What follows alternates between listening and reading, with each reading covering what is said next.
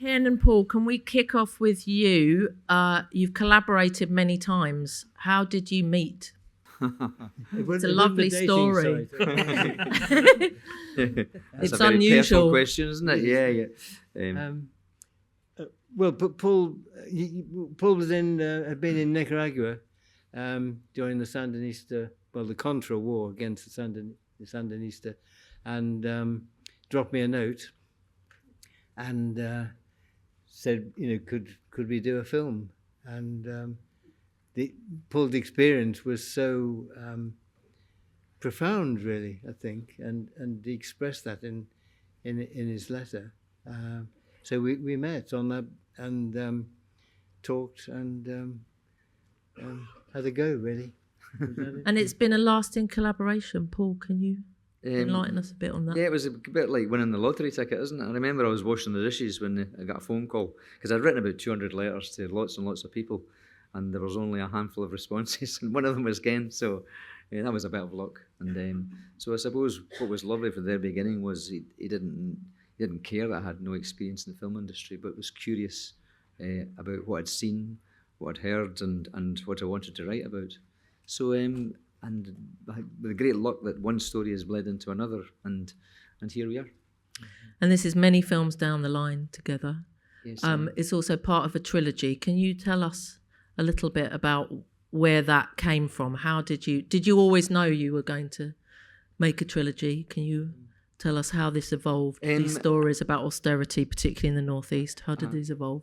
Well, just very briefly, after I, Daniel Blake, and Sorry We Missed You, both Ken and myself felt there was unfinished business. They were both really tough stories, tragedies if you want. You have to be faithful to the premise and those characters, and I think it was important to do those stories, the cruelty of the state in Daniel Blake, and just the way the world has changed, the gig economy.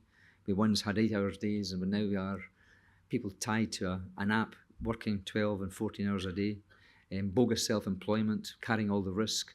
And that was an incredible journey in people's minds, not just a change of power and legislation, but the change in consciousness. What William Blake talked about, mind-forged manacles, that fascinated us.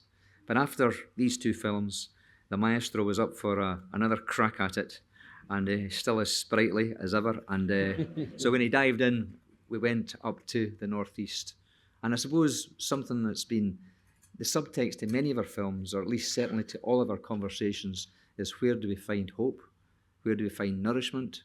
How do we find solidarity? And we really wanted to try and look at that. And so we went back up to the Northeast. And of course, when you see those villages, you see the past in the present.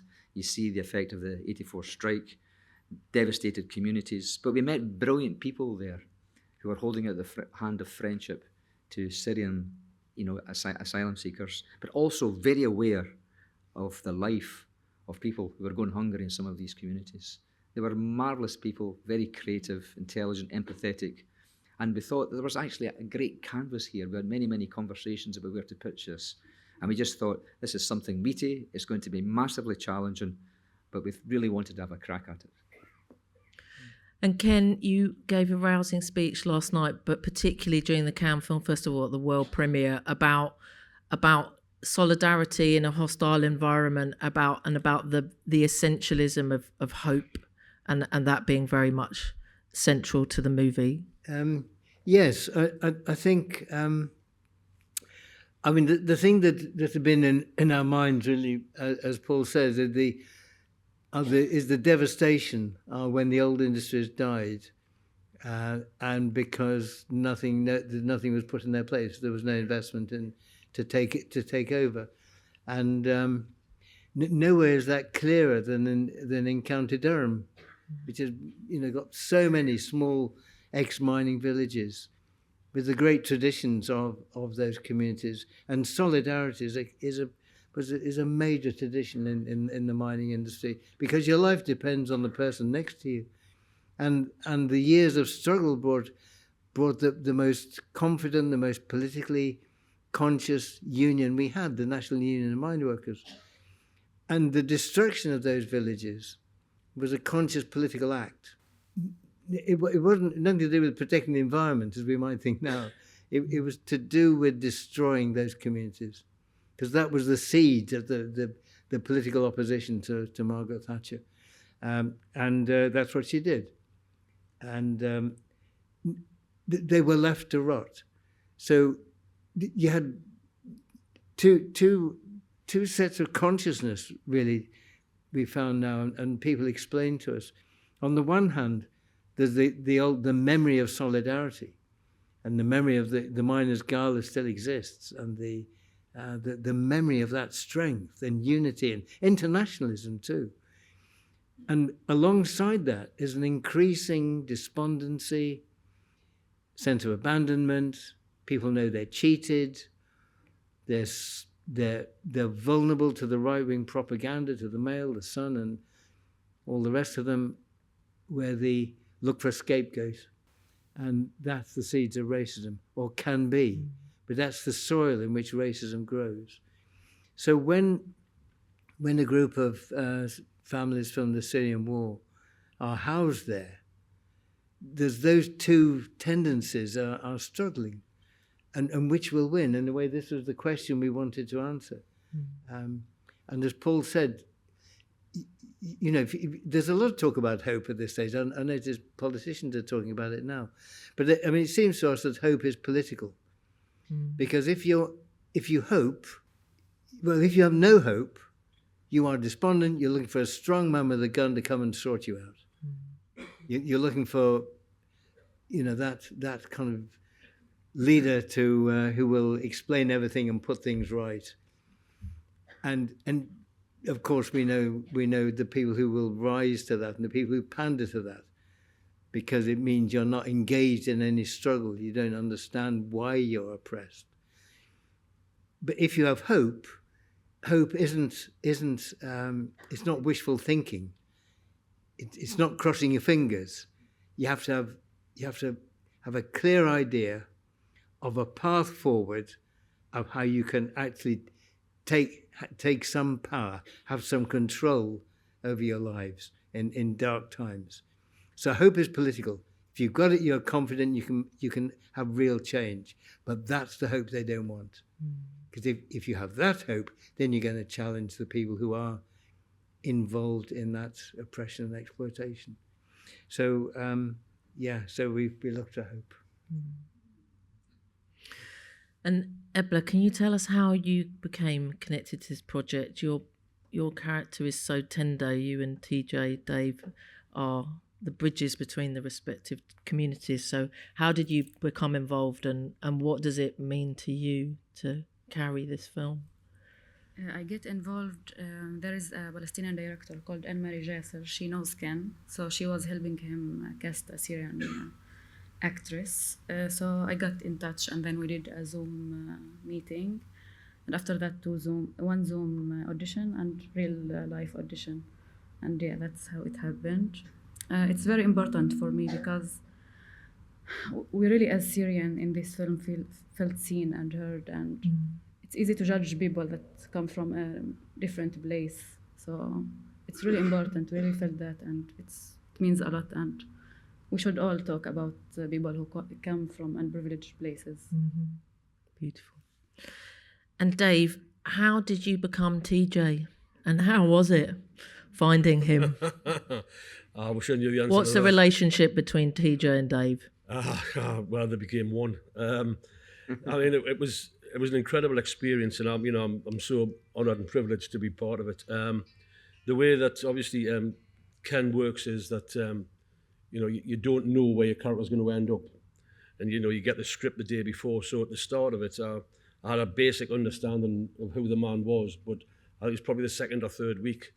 I sound really precious here, but I did become TJ, and I took him home with me every day. And some of the scenes that I had to do, Mr. Loach being the man that he is, I didn't know how that scene was going to end, even when I started it. So it was an incredible experience. Just to go through it and to watch the relationship between the two characters develop. And it's important that people realise that was actually in reality because we were kept apart. And you don't know what's coming? No. As individuals, the first weekend I sort of asked, I was thinking, Ebla's alone in a hotel, and I asked if I could show of the Northeast, and I was told, no, it's important that you don't become familiar with each other. So the relationship you see on the screen is in reality what happened. After about 5 weeks, we were able to actually start having proper conversations.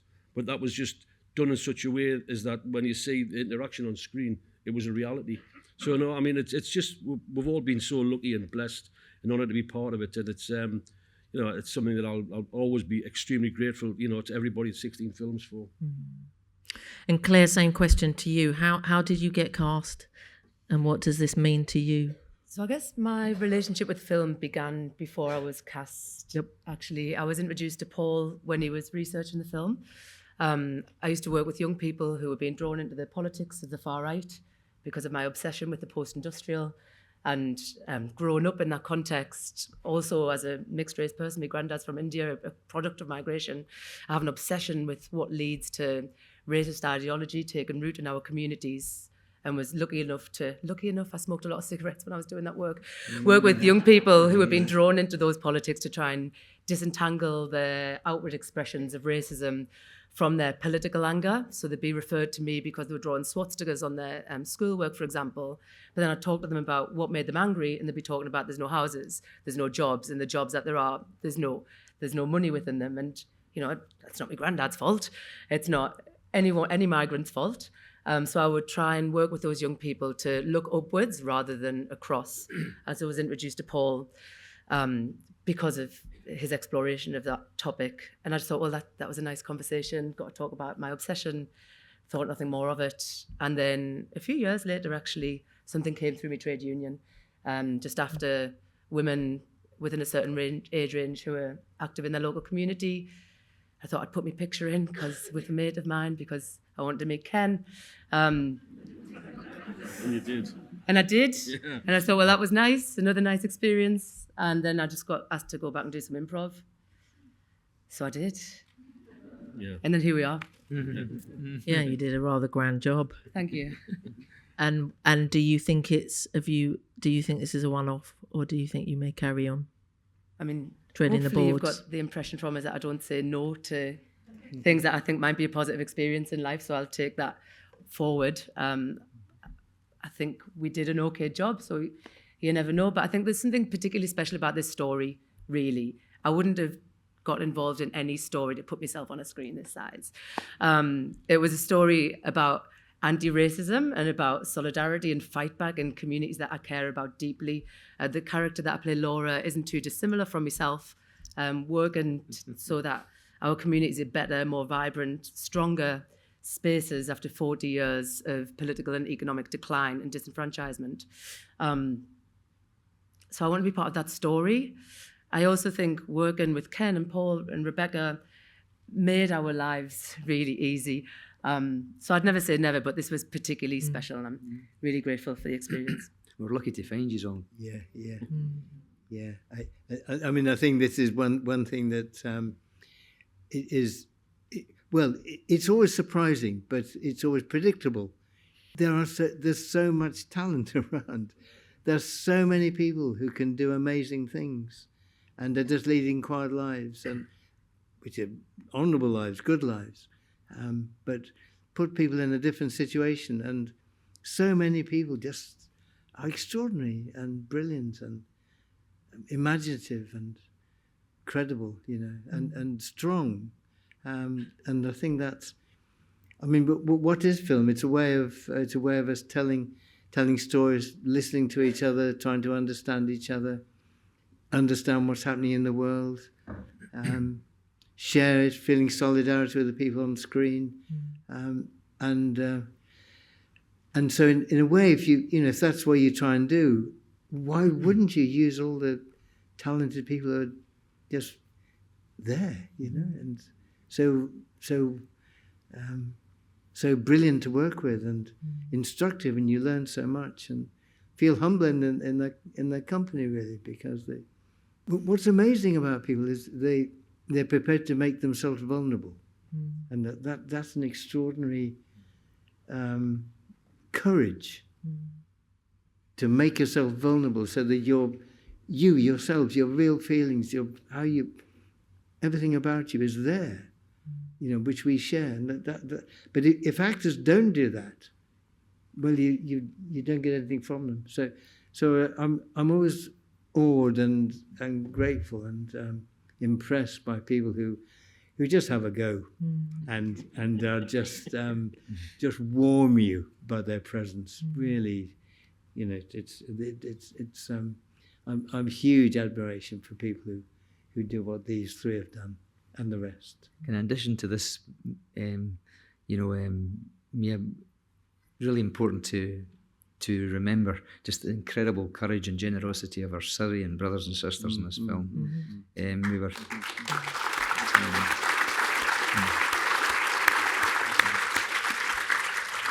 And again, Ken created that environment where they felt safe.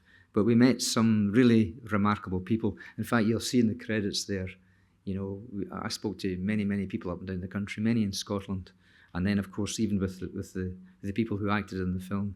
The stories were literally unimaginable. The scale of the murder, the torture, the displacement, the trauma was just absolutely remarkable.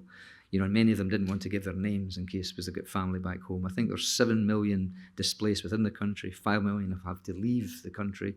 The continuation of this is incredible. But for them to share their lives with us, and to revisit and talk about these things was really a remarkable piece of just generosity, which touched us profoundly. They were absolutely brilliant, brilliant people. And Ken and Paul, can you talk a bit more about why you chose the pub as the centre of the community and how the two different communities unite? And also about the rituals that are inherent and really vital to the film, the rituals of drinking for the English and eating together for the Syrian community, and these are incredibly important. And then at the end we have the very powerful march together.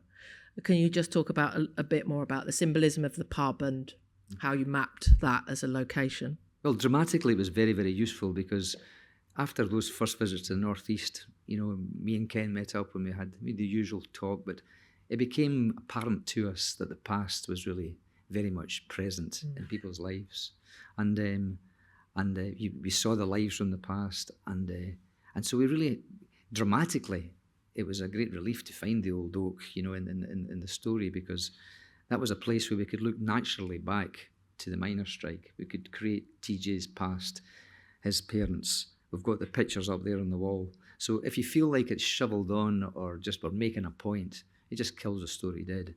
So it had to feel organic. And so there was a great advantage because it allowed us to look back. It was a wee bit like TJ, it was hanging on by his fingertips. And it was truthful to the area because when we travelled around, Ken, and we went around with Dave, we saw so many, so many pubs hanging on by their fingertips. And we just thought, well, that is one of the last public places standing. We imagined that would be a place of conflict. So it looked back, which was really important for us, but allowed us a space that's be fought over and just to build a story and have that conflict. So it really was vital, as was another part to that was with the Yara character. She had a camera. Because many people would just arrive, they'd be frightened, they'd be insular. But by Yara's nature, she's got a camera, she's looking out, she's curious. I mean, she didn't expect to find hunger in those communities. So dramatically, both of those things helped us enormously. Well, yeah, I think you said it really. I think the oak, of course, Hearts of Oak, the oak's been an image of England, hasn't it? Particularly, and also it's a struggle for the soul of that pub. That is it going to be open to everyone, or is it the last place in which old buggers can sit around and chunter and air their ideas and their bias and the football or whatever they want to talk about, and it is their space, and retaining that character. And when people come who are different from a different culture, does that mean that adding to that culture is an attack on them?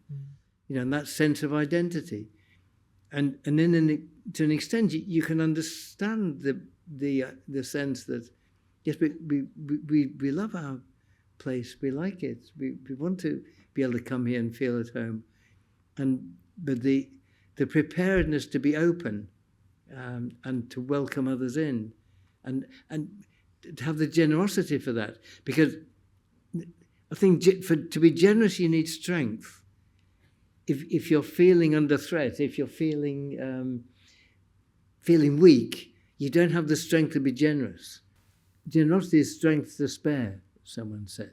So I think it's, if they're strong, like they were in the days of the pit and the miners union, yes, we have the strength to spare. Come in, have a drink, or maybe not in the case of the Syrians, but come in. But if you don't have that strength, well, keep out. We're timid. So I think that the struggle for the space became a concrete part of the film. You know, when the Syrians are coming in, the guys at the other end walk away. You know, because they feel invaded, echoing certain politicians' words. And it's interesting today that our Home Secretary is making a speech about this. And talking about a challenge that people make. And it's a very interesting speech. I mean, you can see what they have in mind. I mean, she talks about the challenge for mass migration following wars and political instability and climate change. So clearly they're getting their politics in order. So, you know, defend our borders. And you made a very good point, Paul, just a few minutes, not so long ago, by saying, it's gone out of my head now, you'll remember it, but that's... They're undermining the conventions. Yes, and, that was it, you should say. Yes. I mean, it's remarkable because, you know, they've looked at the legislation, they've got commitments in international law with the UN Convention and various other human rights conventions they've signed, and that's stymied their attempts to send people off to Rwanda. So what they're doing now, of course, is trying to undermine that legislation. They want to revisit a major convention of 1951, and as usual, what the right does, they present their ideas first to a think tank. This one in particular, I remember from way back in Nicaragua, they used to talk there about Nicaragua, a tiny country of 3 million people, being a threat to democracy. That's where they air their poison. That's where they will now use their influence to undermine international conventions, undermine international law, undermine international decency. And that's why this government, we have to say it clearly, is racist, it's evil, it sows hatred, and we've got to fight them tooth and claw.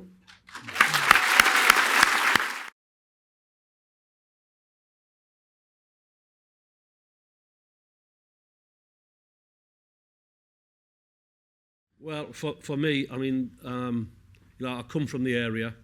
I understand the area. I see the area on a regular basis. The area has been left deprived criminally by successive governments. And, you know, I think it's important we emphasise the fact that, you know, that wasn't a set. Those are real villages, you know, and I was just there last Friday doing an interview with a French journalist, and we were standing there. There was a row of 10 houses, and only one was lived in. The other 9 had what the council had put on as pretend windows with vases and a plastic. And I came from this thinking I had some sort of understanding of the subject.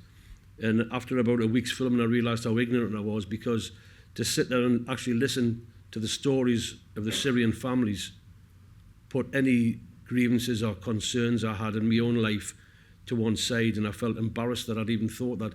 Because when you sit and talk to a 13-year-old boy who's got a massive scar on his forehead, and that's from shrapnel from a mortar bomb which killed a family member who was standing 6 foot away from him, that can't not affect you. It had an effect on me. I hope it's made me a different person, it's made me a better person, and I hope I have a lot more empathy. But you can't spend time around people like this without taking on board their compassion and their humanity. So I'm honoured to be part of this. From day one, it's been a privilege. The incredible people to work with, and as I say, you know, it's a humbling experience. And, I just thank everybody, for the generosity they've shown towards me. Ebla. I mean, it's a hard question because there's a lot of things you learn from this experience. For myself, I am a Syrian coming from the occupied Golan Heights, so I've never been to Syria, although I am Syrian and I have family and friends there. So coming and listening to the Syrian families, very painful and very inspired by their strength. So there is a lot of things to learn from this.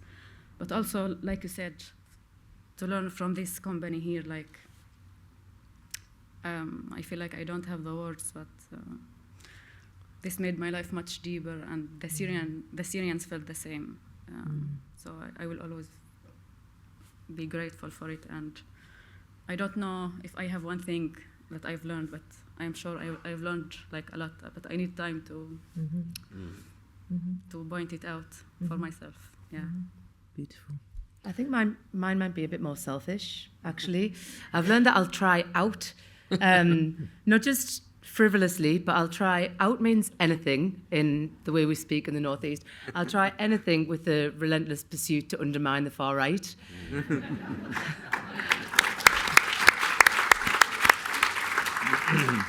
And when I say the far right, I mean the people who come to my city in Sunderland in order to monopolise our political disenfranchisement, the activists.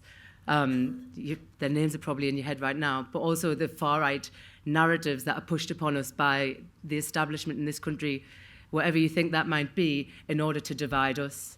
Because when we're divided, we're not as powerful. Divide and rule is a long-standing phrase for a reason. And yeah, I've learned that I'll try anything in order to try and undermine that.